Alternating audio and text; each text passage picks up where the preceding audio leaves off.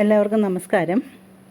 കേരള രാഷ്ട്രീയത്തിൽ അടുത്ത മുഖ്യമന്ത്രി ആരാകുമെന്ന ചർച്ച ശക്തിയായിട്ട് നടക്കുന്ന ഒരു സമയമാണിത്. ദീർഘകാല രാഷ്ട്രീയ പരിചയവും സംഘടനാ സ്വാധീനവും സ്റ്റഡിയായ പബ്ലിക് ഇമേജുമുള്ള രമേശ് ചെന്നിത്തലയാണോ, അതുപോലെ തന്നെ ഇപ്പോഴത്തെ കേരള രാഷ്ട്രീയത്തിൽ ശക്തമായ ഓപ്പോസിഷൻ ഫേസ് എന്ന ഇമേജുള്ള വി ഡി സതീശനാണോ, അതോ നാഷണൽ ലെവൽ ഇൻഫ്ലുവൻസ് ഉള്ള കെ സി വേണുഗോപാലാണോ മുഖ്യമന്ത്രിയാകുന്നതെന്നാണ് ഇവിടെ പ്രധാന ചോദ്യമായിട്ടുള്ളത്. ഇതിൽ നിന്ന് നമുക്ക് മനസ്സിലാക്കാം, രാഷ്ട്രീയത്തിൽ വിജയം നേടാൻ വെറും ഹാർഡ് വർക്ക് മാത്രം പോരാ, ജനപിന്തുണ വേണം, ലീഡർഷിപ്പ് ക്വാളിറ്റി വേണം, പബ്ലിക് ഇൻഫ്ലുവൻസ് ഇതൊക്കെ കൂടാതെ ഭാഗ്യം വേണം എന്നുള്ളതുമാണ് നമുക്ക് മനസ്സിലാക്കേണ്ടത്. അപ്പം ജ്യോതിഷത്തിൽ ഗ്രഹസ്ഥാനങ്ങളെ കൊണ്ട് നേതൃയോഗം, രാജയോഗം, ജനസമ്മോഹന ശക്തിയും അധികാര സാധ്യതയുമൊക്കെ ചില ഗ്രഹയോഗങ്ങളെ കൊണ്ട് നമുക്ക് പറയാം. ഇത് നമ്മുടെ പ്രമുഖ നേതാക്കളുടെ ജാതകങ്ങൾ വിശകലനം ചെയ്ത് നമുക്ക് എങ്ങനെയുണ്ട് ഇവരുടെയൊക്കെ ഗ്രഹയോഗമെന്ന് മനസ്സിലാക്കുവാനുള്ളൊരു ശ്രമമാണ് ഈ വീഡിയോയിലൂടെ ചെയ്യുന്നത്. ആദ്യമായിട്ട് രമേശ് ചെന്നിത്തലയുടെ ജാതകം തന്നെ നമുക്ക് നോക്കാം. അദ്ദേഹം 1956 മെയ് 25 ജനനം. ചന്ദ്രലഗ്നം കൊണ്ടാണ് ഈ ഒരു ജാതകം വിശകലനം ചെയ്യാൻ ശ്രമിക്കുന്നത്. ചന്ദ്രൻ ഇവിടെ നീചത്തിലെങ്കിൽ പോലും ചന്ദ്രന് എല്ലാ ഗ്രഹങ്ങളുടെയും സ്വാധീനമുണ്ട്. പൂർണ്ണചന്ദ്രനാണ് എന്നതിനാൽ പക്ഷബലമുണ്ട്. കേസരി യോഗകർത്താവാണ്. ഈ നടക്കുന്ന ദശയാകട്ടെ ചന്ദ്രനോട് കൂടി നിൽക്കുന്ന രാഹുവിൻ്റെ ദശയാണ്.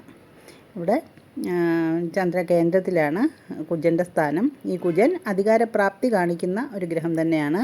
അധികാര പദവിക്ക് പ്രാപ്തമാക്കുന്ന ആദിത്യൻ്റെ പൂർണ്ണ ദൃഷ്ടിയും ഈ ചന്ദ്രനും ഉണ്ട് എന്നുള്ളതാണ് കാണുന്നത്. അപ്പോൾ ഈ ചന്ദ്രൻ്റെ കൂടെ നിൽക്കുന്ന രാഹുവിൻ്റെ ദശയാണ് നടക്കുന്നത്.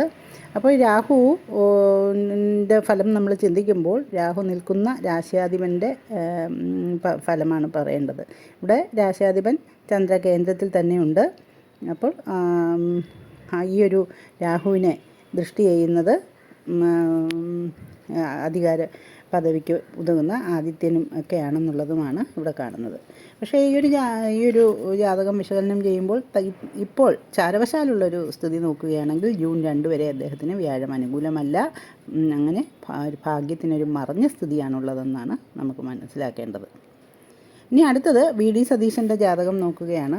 ഈ ഒരു വി ഡി സതീശൻ ഇതും ഒരു ചന്ദ്രലഗ്നം കൊണ്ട് തന്നെയാണ് നമ്മൾ പറയാൻ ഉദ്ദേശിക്കുന്നത്.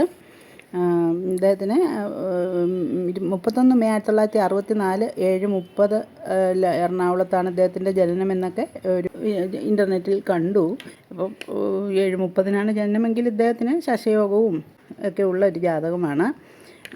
അപ്പം ചന്ദ്രലഗ്നം കൊണ്ട് നമുക്ക് ചിന്തിക്കാം. ഇവിടെയും ചന്ദ്രന് പക്ഷബലമുണ്ട്.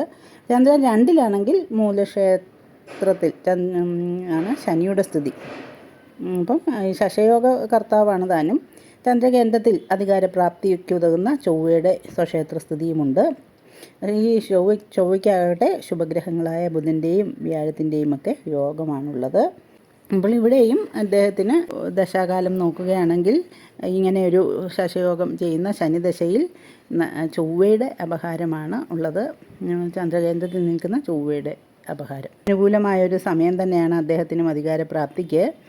എന്നാൽ നമുക്കിവിടെയും ശ്രദ്ധിക്കേണ്ട ഒരു കാര്യം, ഭാഗ്യം നോക്കുമ്പോൾ ചാരവശാൽ വ്യാഴം ജൂൺ 2 വരെ മറഞ്ഞ സ്ഥിതിയാണുള്ളത്. അതിനുശേഷം വ്യാഴത്തിന് ബലമാവും. എന്നാൽ ഇപ്പോൾ വ്യാഴത്തിന് ഭാഗ്യം ഒന്ന് മറഞ്ഞു നിൽക്കുകയാണ്. അടുത്തത് നമുക്ക് 4 ഫെബ്രുവരി 1963 ജനിച്ച കെ സി വേണുഗോപാൽ അദ്ദേഹത്തിൻ്റെ ജാതകമാണ് നോക്കുന്നത്. ഇവിടെ ചന്ദ്രൻ ഉച്ചസ്ഥിതി കൊണ്ട് ബലവാനാണ്. ഇവിടെ കേസരി യോഗ കർത്താവാണ് ചന്ദ്രൻ. അപ്പോൾ അധികാരം സൂക്ഷിക്കുന്ന കുജനാണെങ്കിലോ നീചയോഗം ചെയ്ത് നീചയോഗ രാജഭംഗം തന്നെ ഉണ്ടാക്കുന്നു. അപ്പോൾ നടക്കുന്ന ദശയാകട്ടെ കേസരി യോഗ കർത്താവിന് ആശ്രയം കൊടുത്ത ശുക്രൻ്റെ ദശ, ബന്ധുവായ ബുധൻ്റെ അപഹാരമാണ്. അപ്പോൾ ഇപ്പോൾ നടക്കുന്ന അദ്ദേഹത്തിൻ്റെ ഒരു രാഷ്ട്രീയ ബന്ധം നോക്കിയാലും ഇതുപോലെ ഒരു വിശേഷം തന്നെയാണ് നമുക്ക് കാണുന്നത്. അതായത് അദ്ദേഹത്തിന് സ്ഥാനം കൊടുത്ത കേന്ദ്രത്തിൻ്റെ നിലപാടാണ് ഇതുമായിട്ട് പൊരുത്തപ്പെടുത്തി നമുക്ക് വായിക്കാൻ പറ്റുന്നത്. കാരണം അദ്ദേഹത്തിൻ്റെ ഒരു ദശയെന്ന് പറയുന്നത് ശുക്രൻ്റെ ദശയാണ്. ഈ ജാതകത്തിൽ ചന്ദ്രൻ രാജയോഗപ്രദനായി ഉച്ചത്തിൽ നിൽക്കുന്നു. അദ്ദേഹത്തിന് ഉയർന്ന പദവി നൽകുവാൻ ഉതകുന്ന രീതിയിൽ നിൽക്കുന്നു. അപ്പോൾ ആ ചന്ദ്രൻ ആശ്രയം കൊടുത്ത ശുക്രൻ്റെ ദശ, അതുപോലെ തന്നെയാണ് ഇദ്ദേഹത്തിന് ആശ്രയം കൊടുത്ത ആ കേന്ദ്രമാണ് ഇദ്ദേഹത്തിനെ ഇപ്പോൾ വളരെ മുഖ്യമന്ത്രി പദം കൊടുക്കുവാനായിട്ട് ആഗ്രഹിച്ച് നിൽക്കുന്നത്. അപ്പോൾ ഈ കേന്ദ്രത്തിൻ്റെ നിലപാടാണ് ഇതുമായിട്ട് പൊരുത്തപ്പെടുത്തി വായിക്കുവാൻ കഴിയുന്നതെന്ന് എനിക്ക് തോന്നുന്നു. കേരള രാഷ്ട്രീയത്തിൽ നിന്ന് മാറി കേന്ദ്ര രാഷ്ട്രീയത്തിൽ പോയതിനാലാവണം ഇദ്ദേഹത്തിനേക്കാൾ പരിചയം മറ്റ് രണ്ടുപേരെയുമാണ് സാധാരണക്കാർക്ക്. എന്നിരുന്നാലും ഇദ്ദേഹത്തിന് ആശ്രയം കൊടുത്ത കേന്ദ്രം ഇദ്ദേഹത്തിന് സ്ഥാനം കൊടുക്കാൻ താല്പര്യപ്പെടുന്നു. കേരള രാഷ്ട്രീയത്തിന് പുറമെ ദേശീയ തലത്തിലുള്ള ഇൻഫ്ലുവൻസ് ആണ് അദ്ദേഹത്തിൻ്റെ ഒരു പ്രത്യേകത. പലപ്പോഴും ഫ്രണ്ട് ലൈനിൽ അദ്ദേഹം കാണപ്പെടാതിരുന്നാലും പാർട്ടി ലെവൽ ഇൻഫ്ലുവൻസും സ്ട്രാറ്റജിക് റോളുമൊക്കെ ശക്തമായി അദ്ദേഹം കൊണ്ടു നടക്കുന്നു. അപ്പോൾ ഈ ദേശീയ രാഷ്ട്രീയ ബന്ധം, സംഘടനാ തലത്തിലെ സ്വാധീനവുമൊക്കെയാണ് ഇദ്ദേഹത്തിന് ശക്തമായൊരു അനുകൂല ഘടകം എന്ന് മനസ്സിലാക്കുന്നു. അപ്പോൾ ഇദ്ദേഹത്തിന് ഏറ്റവും ഒരു ഗുണം എന്ന് പറയുന്നത് അദ്ദേഹത്തിന് ഇപ്പം വ്യാഴം വളരെ അനുകൂലമായ സ്ഥിതിയാണ്. ചന്ദ്രൻ 2ാം ഭാവത്തിൽ നിന്നുകൊണ്ട് വ്യാഴം അനുകൂലമായി നിൽക്കുന്നു ജൂൺ 2 വരെയും. അപ്പോൾ ആ ഒരു ഭാഗ്യത്തിൻ്റെ ഗുണം ഇദ്ദേഹത്തിനുണ്ട് എന്നുള്ളതാണ് ഇവിടെ കാണുന്നത്. ചാരവശാൽ ശനിയും ഇദ്ദേഹത്തിന് ഇപ്പോൾ 11-ൽ, അതായത് ലാഭസ്ഥാനത്ത് നിന്ന് അനുകൂല ഫലം നൽകുന്നു എന്നുള്ളതാണ് അറിയേണ്ടത്. എല്ലാവർക്കും ഒരുപോലെ ജാതകവശാൽ സാധ്യതയുള്ളപ്പോൾ ഭാഗ്യം ആരെ തുണയ്ക്കും എന്നാണ് നമുക്ക് മനസ്സിലാക്കേണ്ടത്. അങ്ങനെ നോക്കുമ്പോൾ ചാരവശാലുള്ള ഗ്രഹങ്ങൾ, പ്രത്യേകിച്ചും വ്യാഴത്തിൻ്റെ ഒരു അനുഗ്രഹം നോക്കുമ്പോൾ ഭാഗ്യം, വ്യാഴത്തെ കൊണ്ട്, സർവേശ്വരകാരകനായ വ്യാഴത്തെ കൊണ്ട് നമ്മൾ ഭാഗ്യമാണ് ചിന്തിക്കേണ്ടത്. അങ്ങനെയുള്ളപ്പോൾ ആ ഒരു സ്ഥിതിവിശേഷം ഇപ്പോൾ KC വേണുഗോപാൽ അദ്ദേഹത്തിന് ആണ് എന്ന് കാണാം. അതായത് ജൂൺ 2 വരെയും അദ്ദേഹത്തിന് വ്യാഴത്തിൻ്റെ ആനുകൂല്യം വളരെ ഗുണകരമായി തന്നെയുണ്ട്. മറ്റവർക്ക് 2 പേർക്കും വ്യാഴം മറഞ്ഞ സ്ഥിതിയാണ് എന്നുള്ളതാണ് കാണുന്നത്.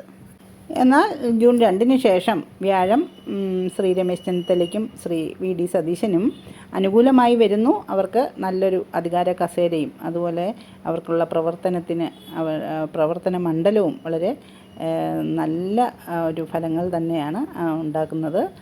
അതുകൊണ്ട് തന്നെ അവർക്കും വളരെ നല്ല സ്ഥാനമാനങ്ങൾ തന്നെ ഈ ഒരു കാലത്ത് പ്രതീക്ഷിക്കാം. അവർക്ക് ആഗ്രഹിക്കുന്ന രീതിയിലുള്ള ഒരു പ്രവർത്തനത്തിനുള്ളൊരു സമയവും കൂടിയാണ് ഇനിയുള്ള ആ വ്യാഴമാറ്റം എന്നും കാണാം. 3 നേതാക്കളും രാഷ്ട്രീയത്തിൽ ദീർഘകാല പരിചയവും സ്വാധീനവും ഉള്ളവരാണ്. മുഖ്യമന്ത്രി പദവി പോലുള്ള ഉയർന്ന ഉത്തരവാദിത്വങ്ങൾ ഇവർ ആഗ്രഹിക്കുന്നത് സ്വാഭാവികമായ കാര്യമാണ്. അതിന് ആരെയും തെറ്റായി കാണാനോ വിമർശിക്കാനോ സാധിക്കില്ല. രാഷ്ട്രീയത്തിൽ പ്രവർത്തിക്കുന്ന ഓരോ നേതാവും തങ്ങളുടെ കഴിവും അനുഭവവും ജനപിന്തുണയും അടിസ്ഥാനമാക്കി ഉയർന്ന സ്ഥാനങ്ങളിലേക്ക് എത്താൻ ആഗ്രഹിക്കുന്നത് സാധാരണമാണ്.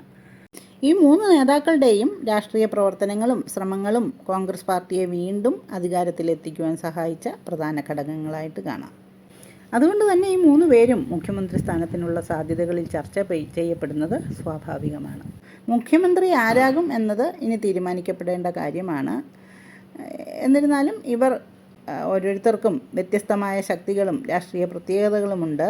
ജനങ്ങളുമായിട്ടുള്ള ബന്ധം, പ്രവർത്തന പരിചയം, സംഘടനാ സ്വാധീനം, നേതൃപാടവം ഇവയെല്ലാം ചേർന്നാണ് ഇന്ന് പാർട്ടിയുടെ മുന്നേറ്റത്തിന് ഇവർ ശക്തി നൽകിയത്.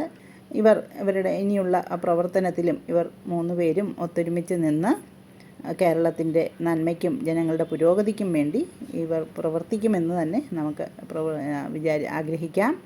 കേരള ജനതയ്ക്ക് നല്ലൊരു ഭരണം ഇവർക്ക് കാഴ്ചവെക്കുവാൻ കഴിയട്ടെ എന്ന് തന്നെ നമുക്ക് ആഗ്രഹിക്കാം. കേരള ജനതയ്ക്ക് അഴിമതിരഹിതമായ ഭരണവും ജനക്ഷേമം മുൻനിർത്തിയ നേതൃത്വവും ലഭിക്കുവാനായിട്ട് നമുക്ക് പ്രാർത്ഥിക്കാം. ആര് മുഖ്യമന്ത്രിയാകുന്നതിലാണ് നിങ്ങൾക്ക് കൂടുതൽ താല്പര്യമെന്ന് കമൻറ്റിൽ രേഖപ്പെടുത്തുമല്ലോ. ഇതുപോലെയുള്ള വീഡിയോകൾ ഇനിയും ചെയ്യുവാൻ ശ്രമിക്കുന്നതാണ്. വീഡിയോ ഇഷ്ടമാവുകയാണെങ്കിൽ ലൈക്ക് ചെയ്യുകയും ഷെയർ ചെയ്യുകയും സബ്സ്ക്രൈബ് ചെയ്യുവാനായിട്ട് ബെല്ലൈക്കൺ പ്രസ് ചെയ്യുകയും ചെയ്യുമല്ലോ.